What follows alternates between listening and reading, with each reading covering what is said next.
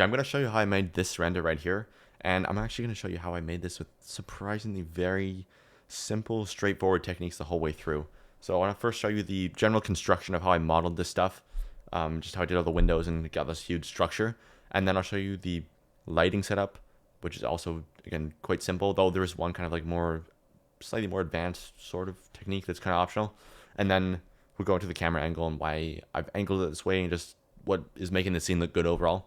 So yeah, let's start with the construction and take a look, and let's just I'll just break this down here in a way that's easily recreatable, if that's even a word. Okay, so let's break this down piece by piece. I should mention too, by the way, the main inspiration for this one comes from this insane photograph by this guy here, Gareth Pond.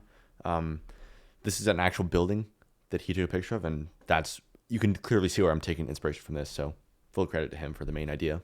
If we look at this from the outside, you'll notice that nothing is going on out here except for it's all just kind of slammed together and only meant to look good from the inside, which is what all my renders look like, but just kind of interesting to see it from this perspective.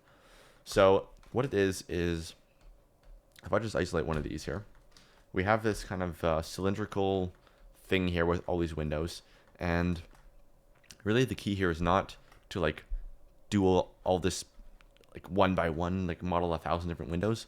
If you could just select all these individual faces and kind of do a batch operation almost. No, it's not quite a batch operation, but like, I'll actually just show you here. So if I add a cylinder, I ended up doing actually 128 vertices on this. You can actually see the individual segments. If you look up here, the individual segments up there, kind of not that nice to see. So I should have maybe added more, but this is what I ended up doing. And I'll worry about the scale in a minute, but let's just delete the top and bottom face. Get rid of that. I added like just a couple of loop cuts like this, kind of split it into layers. I'll scale this down. Let's turn off this thing. From here, you can of course customize this. If you want to like do some weird thing where you're, making this into a totally different shape, go ahead and like do that, right?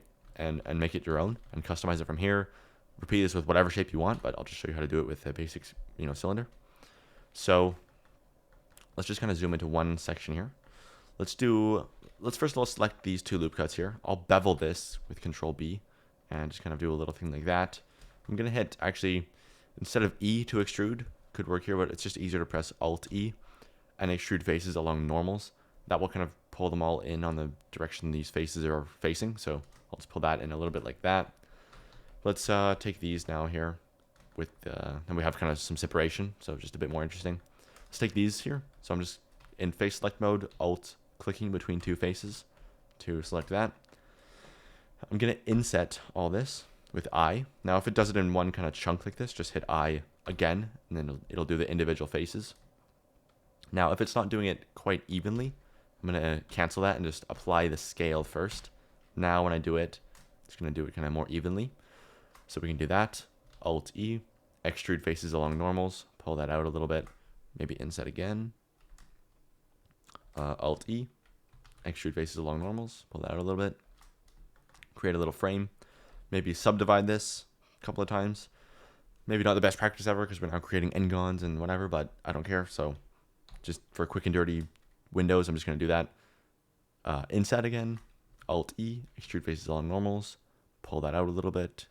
And before you know it, you have a giant thing like this, right? And it's just about working with, getting comfortable working with a bunch of different faces doing the same operation across all of those at the same time.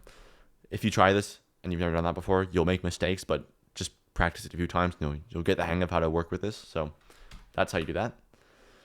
Now at this stage, it's easier to have all these windows just still selected like this. But if you deselect it and you want to reselect this to assign a glass material to the windows, for example, what you might want to do is scale this up to be bigger. It'll just make the selection easier, just because Blender will have an easier time like getting what you want if you scale it up. And then just select kind of like one of these glass sections, like one of these window sections you want to work with. Hit Shift G and then select. That'll bring up this select similar menu. You can hit select similar area. And now if it's like grabbing more than you want, just adjust the threshold until it's only getting kind of what you want. I have a concrete material in here which I can just kind of assign to this. So I'll just go to this up here, just grab concrete.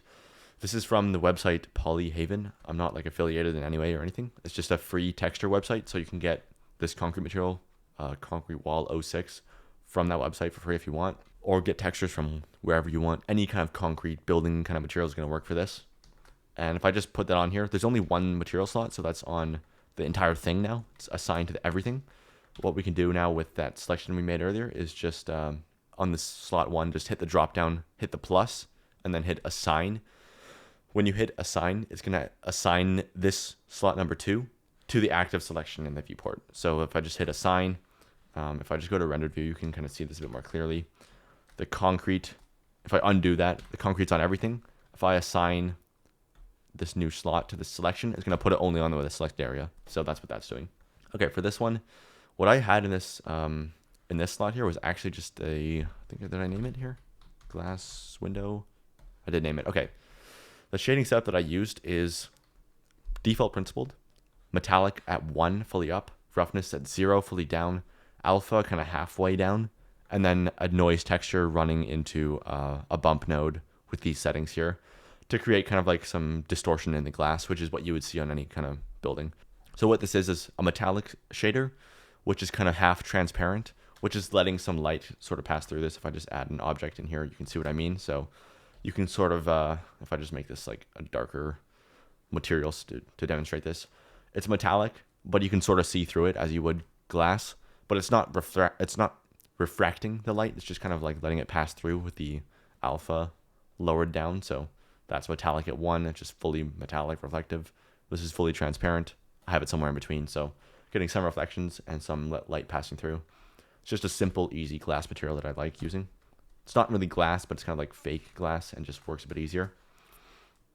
Okay, so that's what that is. And then what I've done there is just repeated that upwards a few times. So if I just kind of take this, that's all that is, right? It's that thing that I just showed you how to make. Obviously customized a little bit more past what I just demonstrated, but pretty much the exact same thing. It's not really anything different. It's just that right there. Not even shaded smooth, apparently. And then, I did a couple of variations of that. So there's one that's slightly different with just a slightly different kind of shape just on the bottom section, just to spice it up a little bit, just so it's not the same exact thing repeating over and over and over again, just something to break the pattern a little bit to make it feel a bit more realistic. And then this one is actually just repeated 100 times upward. Not 100 times, but what is it? There's an array modifier on this. If I hide this, it's 1 floor, right? And then 8 times repeated upward once on the z-axis. So you just add an array modifier, and then it's just going to do that, right?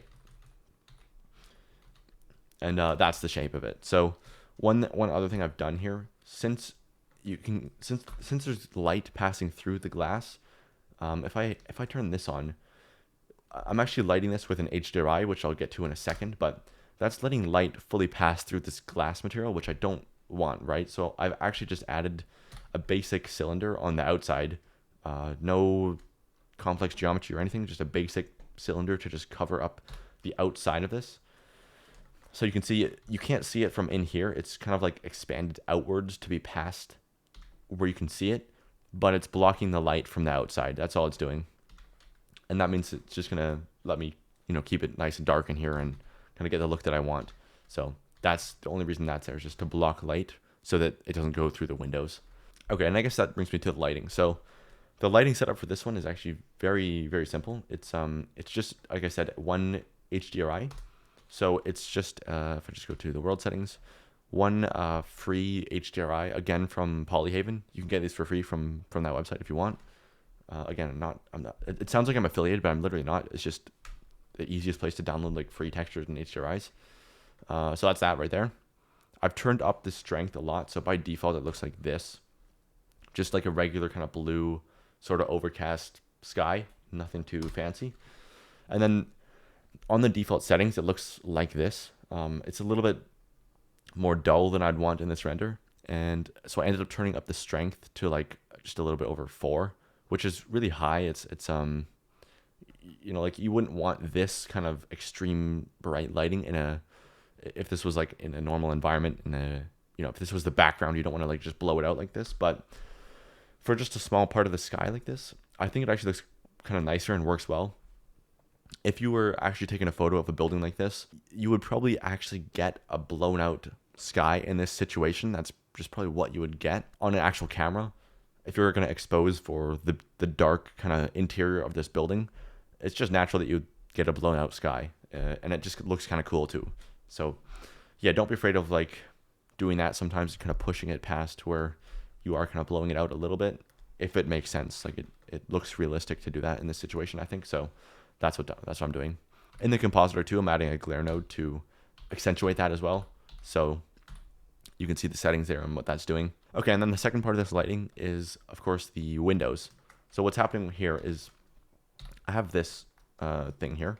What I've actually done, I'll just show you, is on that original object that I had modeled, this kind of the main section of just the floors here, like this, you know, this main chunk of just the actual main geometry of the windows. What I've done is I've just gone in and selected the windows like I showed how to do, where you just grab these and hit, you know, Shift G area.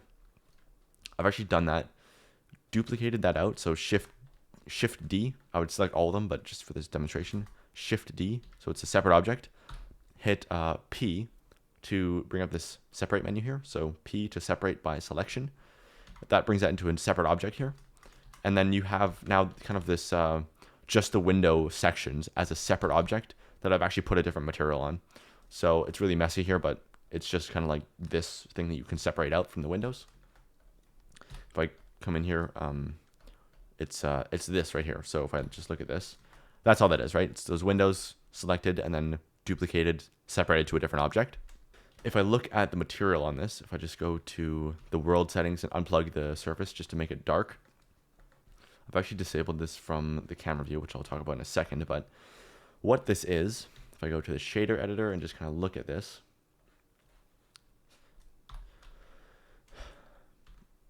so this is, I'll just bring up the UV editor. It's this image right here, which is, this is a free image from a stock photo website called Pexels. It's just a free stock photo of just a side of a building at night with kind of like windows lit up. So you can go and take your own. You can go and find this exact one from Pexels. I'll try and link it if I can find it. I might not be able to find it though, but if not, just search on Pexels side of building at night. You'll probably find this exact one. And there's plenty, like you can use there's plenty of cityscape images which aren't quite as nice as this, but that'll work totally fine. Any kind of like picture of like some buildings at night is going to work here. So you will definitely find one easily on a stock photo website, Unsplash, whatever. So that's running into the emission color of this object here. And it's also running into the alpha. So the emission color by itself just looks like this, where it's just kind of the color of this entire image. And then if we run it into the alpha as well, it's just going to mean that the dark parts of this image are going to make this transparent here. And you're going to see the light parts coming through, which is kind of going to give a more natural look to this sort of lighting. So now what's happening is we're getting kind of a lot more natural looking lighting than if you tried to do this manually, where it's like an actual building window setup, like an actual image of a building window lighting up this thing. So that is positioned inside of this kind of cylinder, just kind of on the outside behind the building windows. The actual like windows, if I kind of look at this here, it's you can't see this directly. If we just take a look through here, these are on the outside. So the actual glass material is like right here. So you're seeing like, it's really hard to see in here. I apologize. What I'm trying to say is this object is the actual thing I showed how to make earlier with the concrete and the glass. This is the actual geometry that you're seeing inside here. So that's there. And then on the outside of that, where you're not seeing directly, but you're kind of seeing through the window, that's where this emissive window surface is sitting, is on the outside there. Right? And so that's kind of like shining through like that, shining through the glass onto the inside where you're seeing kind of like this. So it's sort of hiding it a little bit and making it feel a bit more natural than if you were seeing it directly. And then the final thing I've done there is actually disabled it on the camera view. So I just found that if you're seeing it directly, it was just a bit too much where you're just seeing the actual emissive surface. If you just uncheck on the object, like the actual emissive surface on the windows here, if you go to the object properties down to visibility and then ray visibility, if you actually uncheck the camera visibility, you're no longer seeing it directly. You're only seeing the reflections and the volume scatter and like the light bouncing around from that object. And you're not actually seeing the emissive surface directly. So I just found that that was a bit more of a more natural look, where like it's just too much seeing it actually showing up in the camera. And just kind of dialing that back by unchecking that means that you're going to see the reflections and stuff, and kind of like just the light being emitted from it, but not the actual object itself. And that's actually kind of similar to how an actual light behaves. Like if you add, say, an area light in here, I'll just make this really bright so I can even see where this is. If we look at this, it's actually the same setup in the ray visibility. If you turn on the camera visibility though, then it's like you'll actually see the area light in here. If you uncheck that, which it is by default, you'll just kind of see the reflections and light and being emitted from it, but not the light itself. And that's exactly what I'm doing with this emissive building window surface in the back there. So definitely feels more natural to do that. And then yeah, in combination with the HDRI, just looks really nice, I think. And that means you can have windows that are really up close here and not worry about it looking unnatural and breaking the illusion, because you're not seeing it directly, the emissive surface, you know. Okay, and then to kind of top it off, I just added these, just modeled these really basic kind of walkway things. They're just the exact same technique as I showed before, with the same kind of modeling: inset, extrude, add a couple pillars, concrete material, window material on the window sections, and then I just duplicated that a few times in here. One thing I did to get this set up a little bit nicer is have these different collections. So I just added these walkways to one collection here, and then you can turn this on and off. So I have option 1 as kind of like this setup, and then I'll do this too with different lighting setups too if I'm not sure about the lighting. Add all the lights to a collection and then turn it on and off and compare it with a different kind of setup you have. So there's option 1, can hide that, turn on option 2. This is the one I ended up sticking with, so that's kind of how I handled that there. And then the final thing I did was just add these buildings in here. So these are actually really helping. If I turn that off, you can see it's just missing quite a lot. These are just from my free buildings pack. If you want to just download this, I've been seeing a lot of people use this lately, so it's kind of cool to see, just seeing it in random renders. But yeah, I still use this a lot all the time. It's just a free pack. If you want to download it, I'll leave a link below. But yeah, it's just it's really nice to have these to just throw onto, kind of just throw it onto the side where you've already modeled the main thing, and then you can just use these to enhance what you already have and just bring out extra details without having to do any work. So that's what I've done there, and I actually really like how that looks. So yeah, link below if you want that. It's free. Okay, let's talk about the camera angle. So I just have this lens here. This is just the perspective lens. It's not panoramic, so panoramic could work, could look cool to get some really crazy wide angle fisheye distortion. But I just have it set to perspective, and then I've just turned the focal length down to 16 millimeters. So remember, the default focal length in Blender is 50 when you add a camera, and I've zoomed this all the way out to 16. So it's just creating a really nice wide angle look. You could even go wider, down to like 11, 10 millimeters. It's a little bit more extreme than I wanted in this one, so I felt like 16 was a good amount there. And notice here at the bottom, there's a floor in here, which is actually just there to kind of cover up the light coming in from the bottom, but you're not actually seeing the floor. So I've intentionally angled this upwards so that you cannot see the floor. And what that's doing is it's kind of just creating, it's intentionally not showing where the bottom of this cuts off.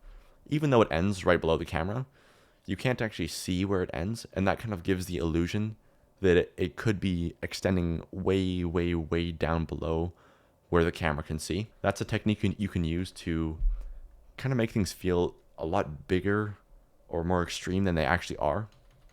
So in this case, we have this walkway down here. It doesn't make excuse me, it doesn't make any sense to have a walkway like 2 feet above the floor. But if I do that, it makes it look like this extends so much further down than it actually does. So it's kind of a cool little like illusion you can use to make things feel bigger than they actually are. And the other thing I'm doing here is, I almost never do this, but the camera is kind of rotated at this weird, almost like Dutch angle where it's just kind of, this is like straight, and I've rotated it like this. I think this actually works here where we're in this really weird environment. It's kind of disorienting anyways. And if you just kind of offset it a little bit, there's no real reference point to where like fully like flat is. So it doesn't really feel like it's super crooked. If you go like too extreme like this, it's going to be like just weird. But yeah, I do like this kind of crooked camera angle here. And it did kind of look a little bit more straight with the building too. I don't know if that matters, but um, one thing that's annoying about this is now when I come out of the camera view, the entire scene is crooked and I have to hit 1 on the numpad or whatever to like straighten it out. But yeah, anyways, that kind of crooked camera angle just makes it feel a little bit more like disorienting, extreme, works with a wide angle, works in this environment. If this was like if there was a horizon line in the render, I wouldn't do this. And you know, you don't want to like have a crooked horizon or anything like that. But in a situation like this, I think it actually works well to have a kind of more extreme, kind of fun, crooked camera angle. So that's cool. And I think that's everything I wanted to cover in this one. I'll quickly show my Photoshop settings, and then I think that's everything I wanted to show. Okay, so here's what it looks like after Photoshop. I'll just show you this is the render straight out of Blender. And notice how not extreme the contrast is. So one thing I'll try to do in Blender is like get the image looking as good as I can and get the lighting looking nice. You can have dramatic lighting, do whatever, but don't have it like super high contrast coming out of Blender. Add the contrast in slowly back in Photoshop and do it in a controlled way. So notice how like dull and actually not that like dramatic the image looks in here straight out of Blender. We add the drama in after in Photoshop and do it in a controlled way instead of just like, you know, in the AGX settings, like cranking it to like super high contrast. I don't recommend doing that. So the first thing I did, a bit of lens dirt. You can see that if I just turn that on and off. I like this. Some people don't like this effect. If you keep it subtle, I think it looks good. And it does happen if you go out and shoot on a real camera. You will get this sometimes. If dirt and dust collects on your lens, you will get this. When you point it at a bright light, it'll illuminate the dust on the camera lens, and it's so close that you're going to get it kind of blurred out like this. So that's what that is. It's a real effect. So throwing that on there. If you just search free lens dust pack, you'll find some of these online, or maybe you have to pay for some of these. It's kind of hard to find free ones now, or make some with AI, or go out and put dust on your actual camera lens. That can work too. Anyways, it's so subtle it doesn't matter that much. A bit of dust particles, again, very subtle, just adding a bit more motion in there. And then the camera raw filter. So inside here, I'll just show you the settings. A bit of exposure adjustments. So just brightening it up a little bit in some areas. So exposure up, shadows up a little bit. Adding a bit of saturation and vibrance. So you can see it's a little bit too desaturated without that. And then that's bringing out the kind of all the colors from the emission surfaces and everything. Then I'm adding a bit of clarity and texture. So the clarity slider is doing this right here. I love this effect on renders. If you go too high, that's bad. Just don't do that. But a little bit is gonna just make a really nice effect there. Looks good on almost every render. I'm pulling the vignette down a bit too, so you can see that without a vignette, it's a lot more like flat looking. And then pulling that vignette down just darkens the outside edges, draws your eye right towards the middle by darkening the edges and leaving the middle bright. So it's a really nice effect there. And those three things together, the texture, which is kind of like almost like sharpening, clarity, which is just adding a lot of drama, and then vignette, pulling that down. All those together just add a lot of drama and just punchiness to the image. I love that right there. One thing I'm doing here as well to make this feel a lot more interesting, I think, is adding grain. So we're actually adding a lot of grain here. So in cycles, I always denoise it because the cycles render grain looks terrible. It's uneven and actually different type of grain than this type of grain. So always get rid of cycles grain without exception. I always do that. Never leave in render grain from cycles. Always denoise it because it just looks bad all the time. But it looks good to add in actually grain, like nice film grain in Photoshop. So I'm just turning that up actually quite high in this one. It's kind of weird because in photography, you're usually trying to lower the ISO to minimize the amount of grain you get to get more a smooth image. But you end up in some situations sometimes where you can't help it but get a grainy image in like a low light scenario. So I think it just looks cool to add grain to renders. It makes it feel a lot more real, less computer generated, just more authentic and natural, kind of like a photograph. So I really like that look right there. My settings are I have the size turned way down and the roughness turned way up, and then the actual amount turned up really high in this one at 45 or whatever. That's about twice as high as I normally go. I usually leave it around 20 to maybe 30 at the most, but yeah, I think it looked really good with this turned up higher in this one, and just makes it feel a lot more natural and less computer generated. In the color grading, I'm just adding a little bit of blue in the shadows, a little bit of yellow in the highlights, Nothing too crazy. Just kind of depends on the look you want to go for. So that's what I'm doing there. And then a bit of sharpening. And I think that's it. The main thing, though, is the kind of clarity, saturation, and then exposure adjustments, and then vignette, and then a bit of grain, and then that's it. Okay, so I'll just exit out of here.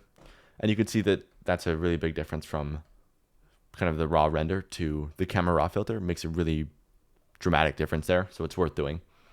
And then just some final curve adjustments, adding a bit, just a S curve on this to punch it up a little bit, and then one more curve darkening kind of that lower segment to make it a little bit like even more dramatic. And that's the final image right there. Okay, so I hope that was helpful. Thanks for watching. Again, free buildings pack link below. I'll put that down there. And then, yeah, hopefully you found that useful. Thanks for watching and see ya.